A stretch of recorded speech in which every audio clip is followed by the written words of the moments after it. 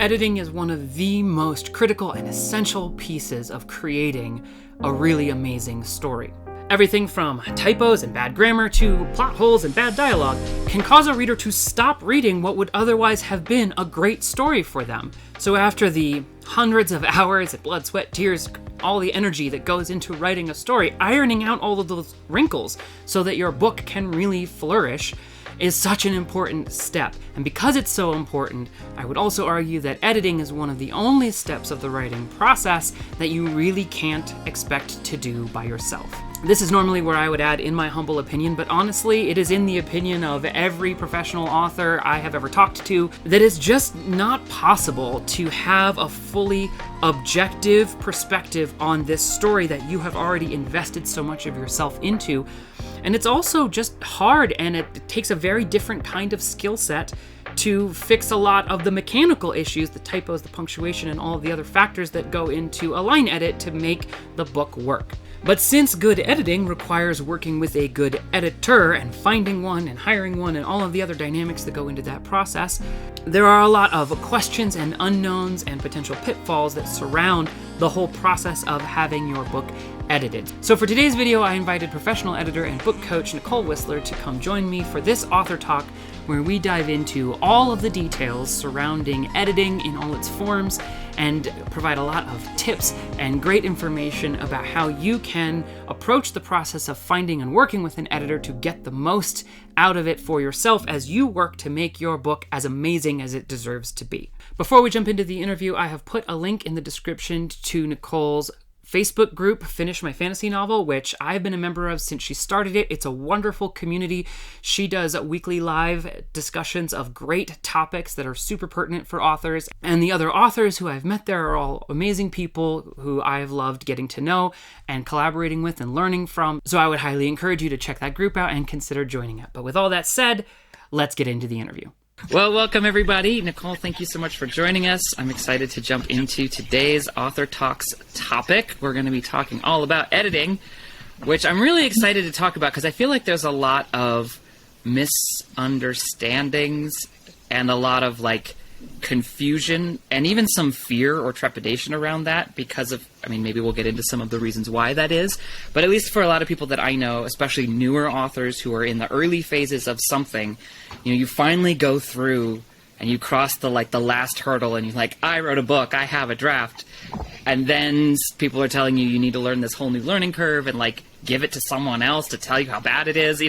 I feel like there's a lot of pressure or misunderstandings around the whole editing process and why it's so important. So I'm excited to jump in and talk about it with you. I think it'll be really helpful. Yes, thank you for having me here. And I would agree there is a little bit of a stigma, but it's usually the issue of just finding the right person. Right.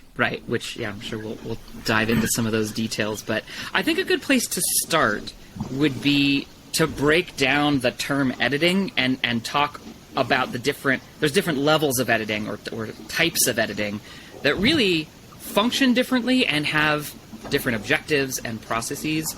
So why don't we start with that? Can you talk a little bit about, in your experience, what some of the different levels of editing are? And then maybe later we can kind of dive into each of those and when they're more relevant and who they're for and what part of the process they're for. But at least for, the sake of definitions, we can start off with some clarity about what different levels of editing there are.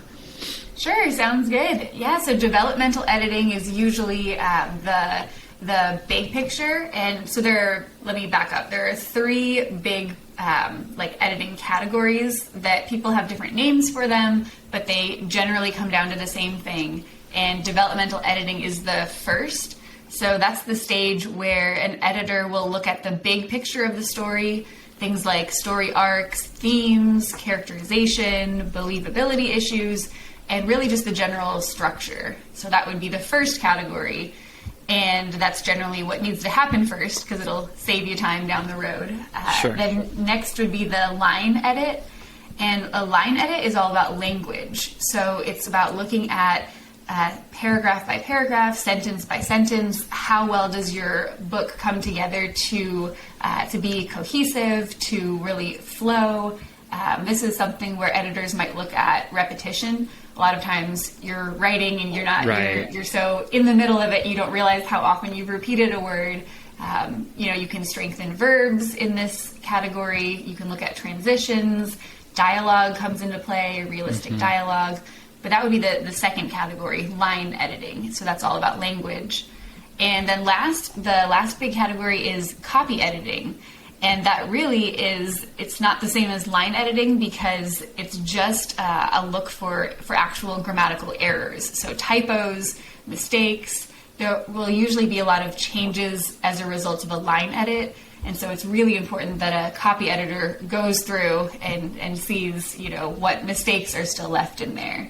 Yeah. And then just to add on to that, proofreading, some people consider it editing, some people consider it something separate.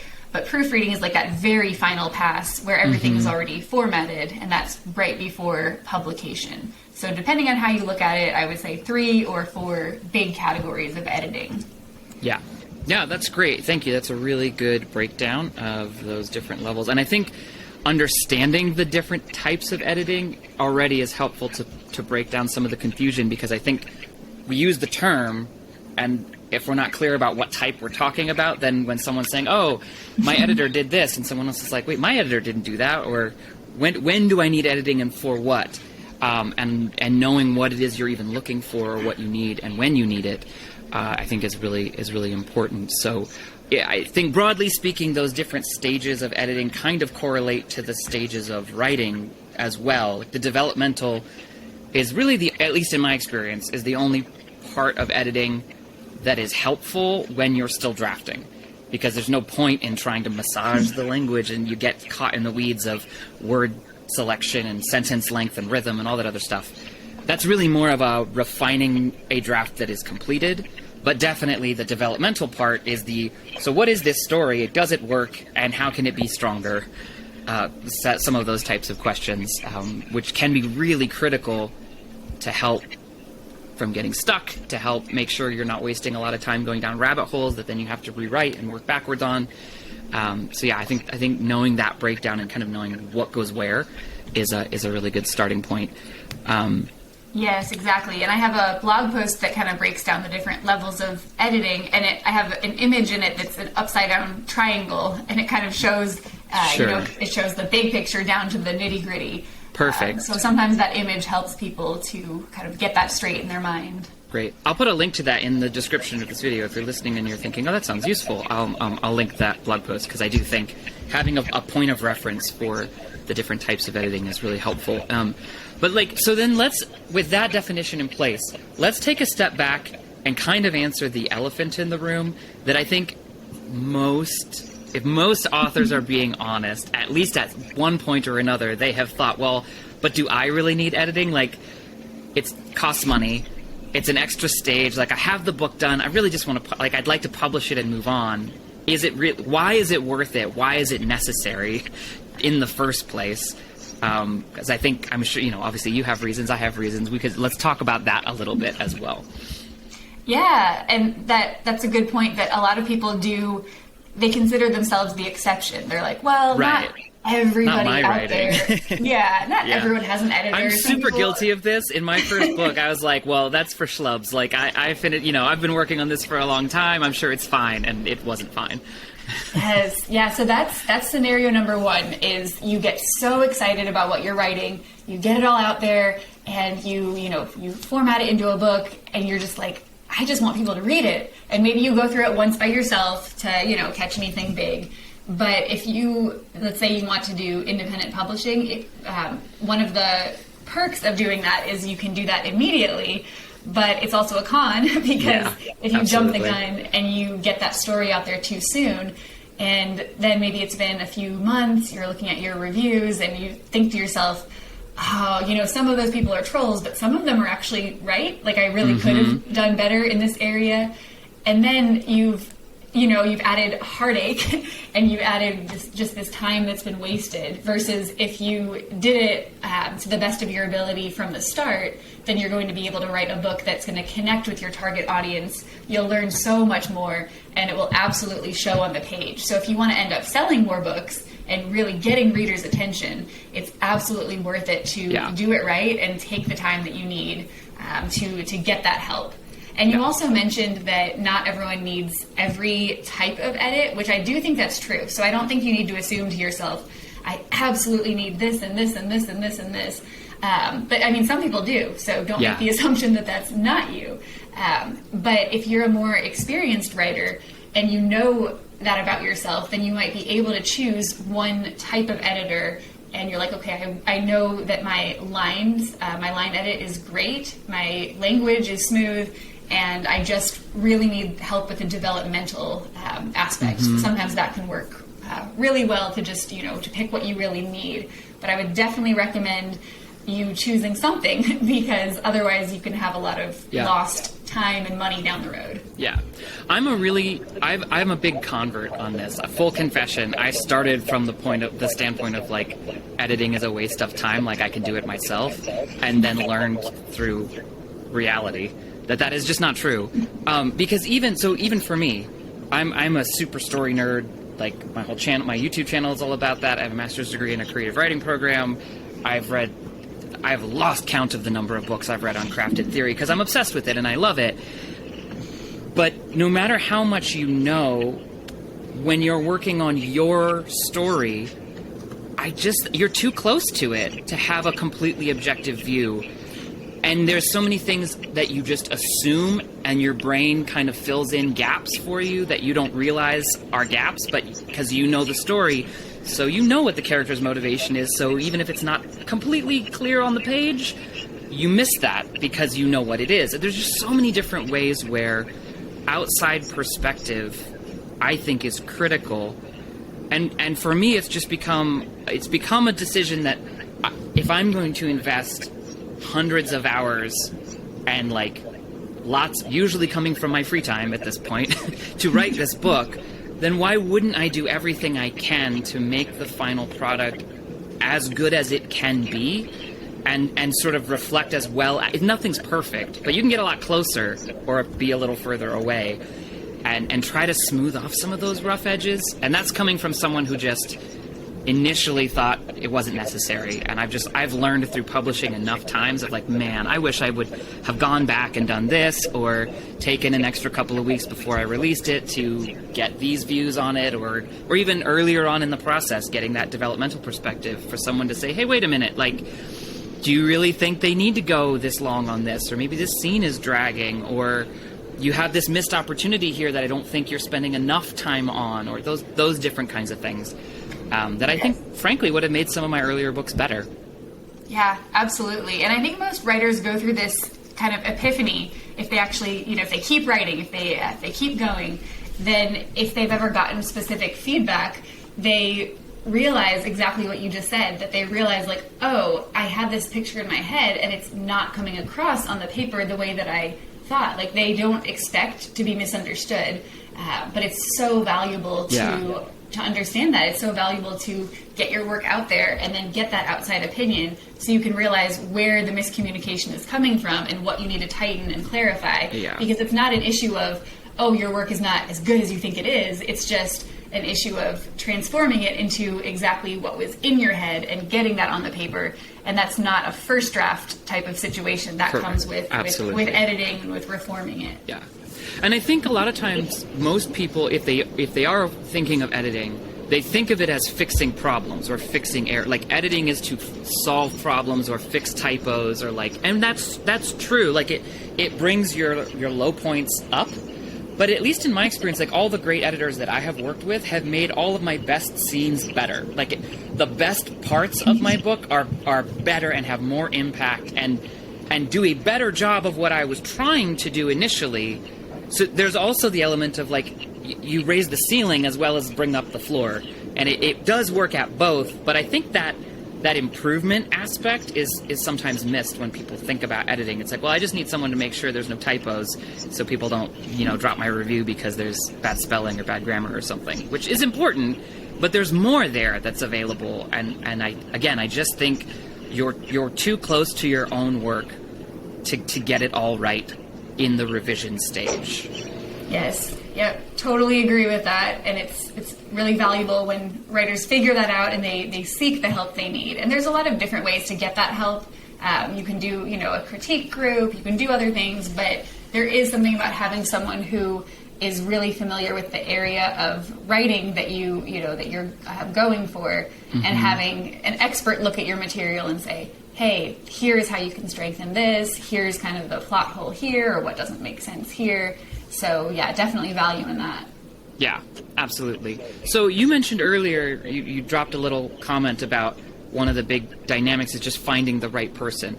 Can you talk a little bit more about what you think is most important in sort of the editor-author relationship? And for an author who's at that stage, any of the stages we've talked about, it's like, oh, maybe I should be looking for an editor. What should you be looking for, and how, like, what are the things to pay attention to or to prioritize in the editor that you are going to find and try to work with? Right. So I would say the number one item you want to look for is clear communication. So if you reach out, you find several different editors that you might want to work with, and you're reading their emails, their messages back to you, and obviously if someone isn't making sense to you, you're not going to go with them, but you're going to want to go with somebody who you feel this connection with, someone who understands your story, someone who you feel is actually going to make your story better.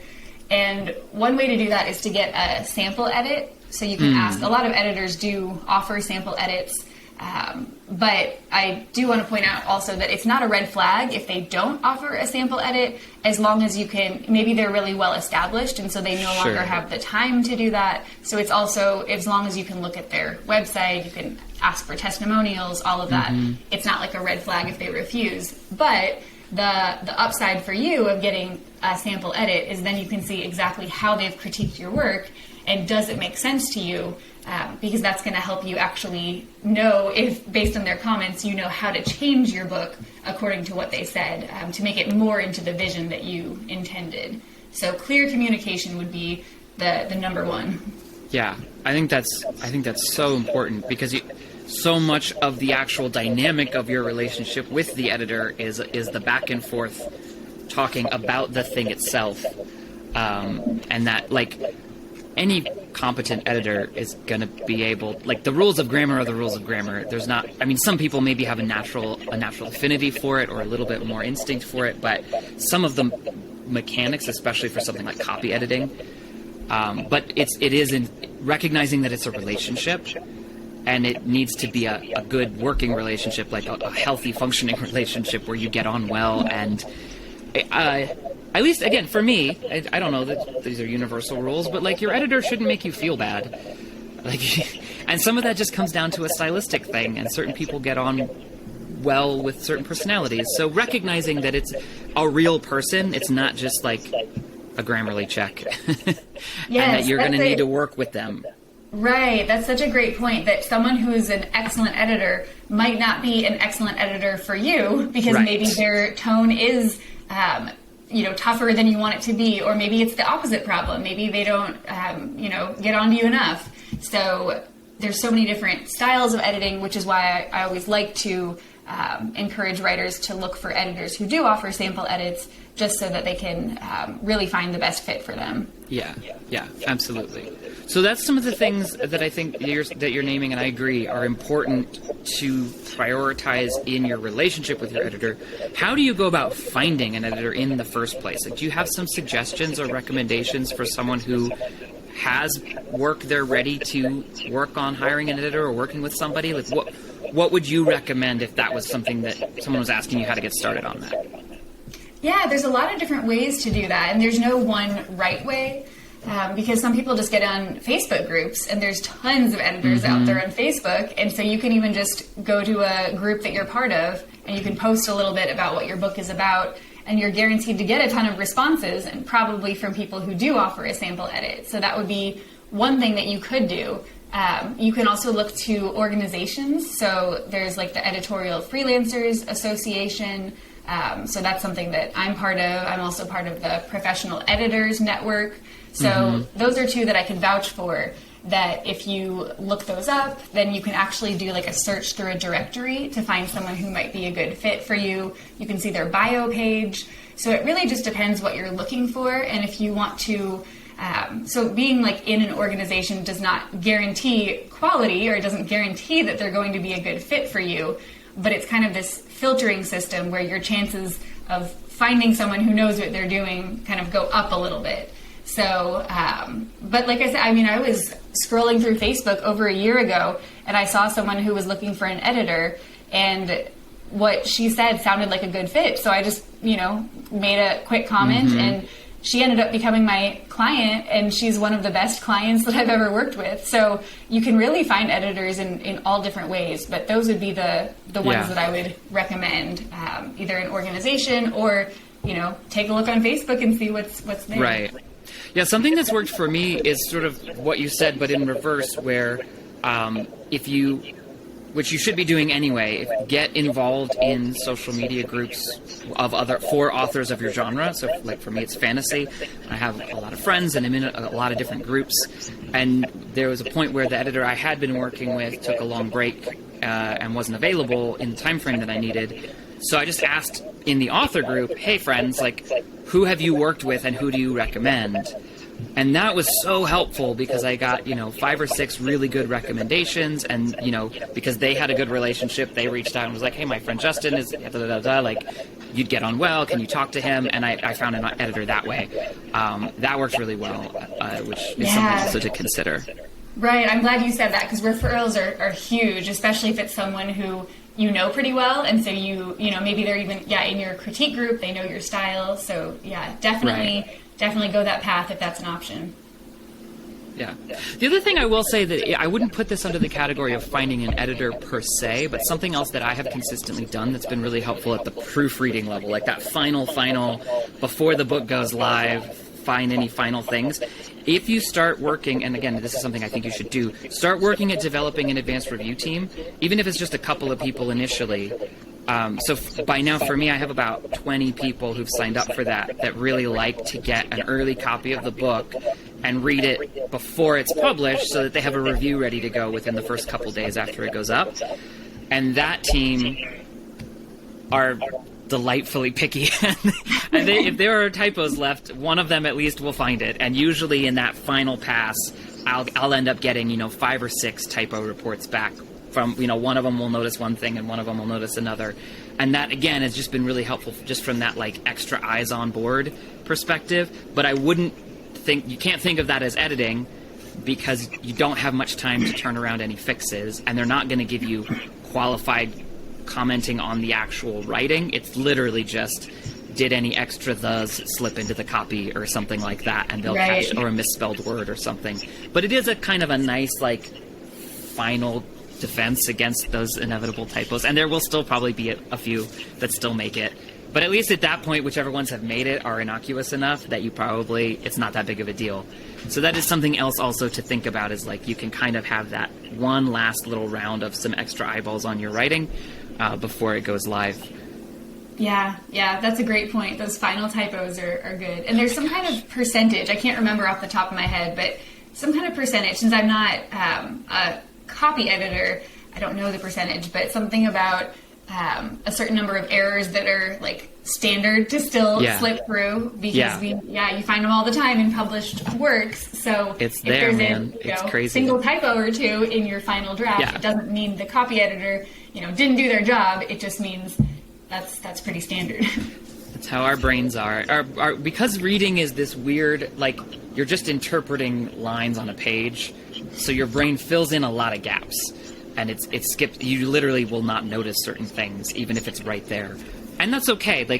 What I would say, and this is just again another little tip, if you want to be obsessive about anything, obsess over your first 5 to 10 pages, because if you have a glaring typo early on in your manuscript, that will be a red flag for some readers of oh geez, what's the rest of the book going to be like?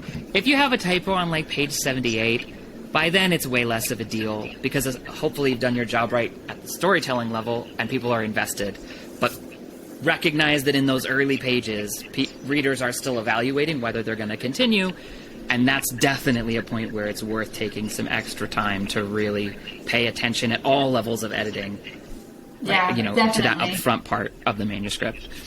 Yes, totally agree with that. Yeah. So then we've talked about what's important in an editing relationship. We've talked about sort of how to find an editor. Last question, kind of in that little sequence of ways to get the most out of editing. What are any steps that an author could take to be best prepared to get the most from their interactions with their editor? Are there any things you recommend, even just down to like the way that you format or share your documents, or questions that you ask, what you ask for, any things that an author could do from your perspective as an editor that would help you to either do your job better or give them a better result, or give them a faster result, or anything in that vein? Like optimization tips. Yeah, so as far as getting a better result, and let's talk about, let's say, developmental editing, since that's what most people typically need their manuscript to go through at some point. If we're talking about a developmental edit, that is, so let's say you're a writer, you finished your first draft. It is not the time to send it to an editor right after you finish your first draft. It's a good time to set it aside, look over it. Some people do this for a week. Some people do this for several months, that they, just set it aside and they don't think about it. But either way, take some time and then come back to it yourself and go ahead and kind of go through it. But the biggest thing I would say is, before you actually submit it to an editor, I would get it in the best possible shape that you can.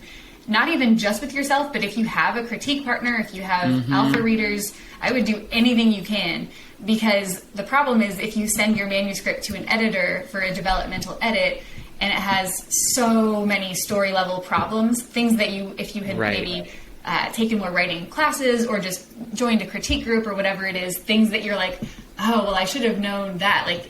That seems obvious. If I had read through it again, I could have caught that. That's the situation you don't want to happen. So you want to have your manuscript in the best shape before delivering it over to your editor. Now, that's for editing, but if you want to talk about book coaching, you can work with a book coach from just day one, from when you start your manuscript, because the purpose of book coaching is having someone who stays alongside you as you're writing and gives you that feedback, makes sure that you are headed in the right direction to save time later. But editing is totally different. And I've been transitioning more into book coaching lately, and I love it because it's so interactive with the author, and because you do have that back and forth communication that is a little bit more personal than editing. With editing, it's all going to be usually on the page, so you're going to have written comments back and forth. But if you like to have that person who can really motivate you and maybe meet with you on video calls or whatever it is, that's something that you can do at any point in the writing process. Yeah, definitely. I very much agree with the more you can do, the more your editor can do the part you can't do. But if you just fire it off, then they're going to also have to spend their time fixing things or pointing out things that you could have addressed, and that's not very efficient. One question I have, and tell me what you think about this, because I've heard mixed opinions.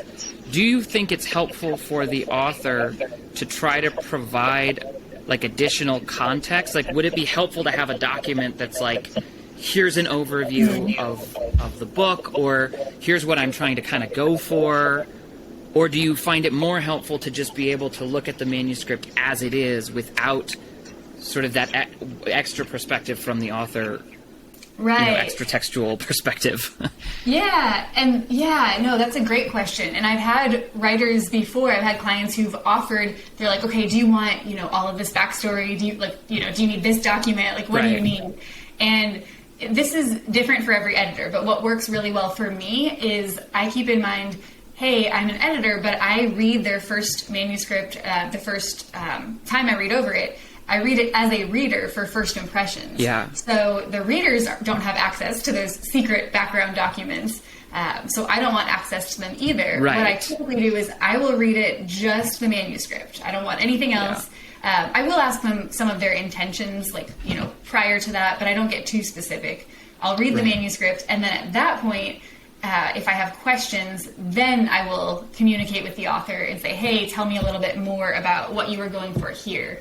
But for me personally, I love to read it as is, because that's how readers will get it. And I don't want to have that affect, have that secret knowledge affect my editing. I want to give them the best possible results and avoid misunderstandings from the reader's perspective. Yeah, that's generally been my sense as well, but I know that's something that some people have asked about, like, do I need to prep a whole bunch of things outside of the book itself, or what do I need to have ready before I begin talking with an editor? And at least in my experience, because part of the point is you're getting outside perspective, so I think it makes sense to have that be like as clean as possible so that they're feeding back. And it doesn't really matter if you meant for it to be something, or, but the history of X, Y, and Z, or this character's motivation is this thing. If it's not coming through on the page, then your readers are generally not going to pick it up either. So I agree with that, but I just thought it would be interesting to hear your take on whether there are some sort of like supporting documentation or perspective that you find helpful or not. Right, and it's kind of a similar thing to when you go to a writing critique group and you want to tell everybody, like, okay guys, so this is all the backstory about this character, and everyone just kind of looks at you and they're like, okay, but why don't we just read what you actually brought? And it's not as helpful to info dump on your editor or your readers. You want them to discover for themselves your story. Yeah, and how it's actually being revealed in the story itself and not just as an idea. Yeah, very good. Well, it's not so much a question, but I guess last thing, because we started with laying out, like, here's these different levels of editing, especially for early authors, like authors who are early on in their career, maybe haven't published a book, or they've only published like a book or two, and probably in that case are not making much, if any, money on their book sales just yet, and so budget is a concern. If you had to recommend a prioritization, like let's assume that someone can't afford to do all the editing all the way from start to finish across the full range, which I think is optimal but may not be realistic. What would you recommend focusing on or prioritizing if you're having to be a little more strategic about how you use the budget that's available? Yeah, so the number one thing I would say is, and this might or might not be helpful depending on the stage of the manuscript, of where they are, if it's finished or not, but I would say get yourself straight into a critique group, a writing critique group, as early as you can, because the sooner you see and can correct the things that you wrote that didn't come across on the page in the way that you imagined, that's kind of, that's a form of self-editing. And so if you find a good critique group, that can be a great way to kind of do like a self-developmental edit, and that will fix a lot of the flaws that an editor would have pointed out anyway. The key is to find a group that encourages you rather than tears you down, and you want other people who read in your genre. But if you find a good group, and if you keep trying, you will find one. That's the secret, is focus on the developmental edits first. So that's what I would say. More than anything else, there is get feedback in some way. So I mean, if your budget is $0, maybe then you're looking to traditionally publish too, because on the front end of things, there's not you don't need a budget for that. But there's so many different ways to publish, so many ways to do it. But getting that outside feedback in some way would be the priority. Yeah. No, I think that's such an important point, and I totally agree with you. I won't name drop, but we can all think of authors, like I'm thinking of big name traditionally published authors whose line by line writing is maybe not like brilliant, or like traditionally published books that sold very well, that have typos. Like, if your story is unputdownable, people will forgive lower level errors, or because the story is the thing. But if you have perfect sentences and like zero typos whatsoever, but the story is a bit meh, or confusing, or meandering, or the pacing is off, or there are story level issues, then the rest of it kind of like isn't going to carry it on its own. So at least in my experience, if you have to prioritize anything, prioritize whatever help and outside perspective you can get or afford that's going to help with the story.